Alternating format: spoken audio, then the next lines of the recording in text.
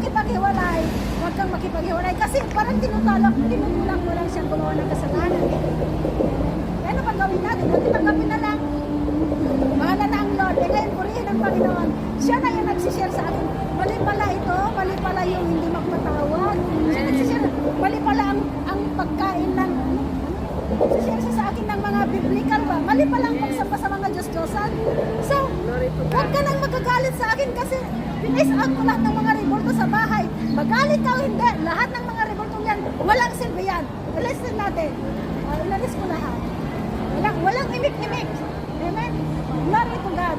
Kasi alam nyo, pag naglalagay tayo, to be honest, no? Pag naglalagay tayo ng mga revolto, huwag tayong magagalit kasi ay tayong katotohanan. Amen? May mata, hindi naman nakikita. May ilong, hindi naman nakaamoy. May paa, hindi naman nakalakad. Tignan mo nga ng pandemic. Anong nangyari? Pinagbabawalan ng mga tao na pumunta sa mga church.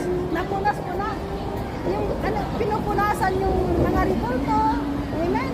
Kasi mahawa-hawa daw yung mga mikrobya. Amen? So, doon natin makikita na hindi totoo yung mga revoltong yan.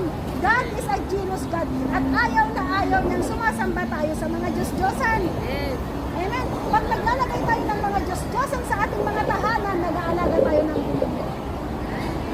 Nagdadala yan ng away sa loob ng tahanan. Yan ang dapat natin. Magandang ilagay natin sa ating mga bahay. God bless you, yung mga word of God. For as for me and my house, we will serve the Lord.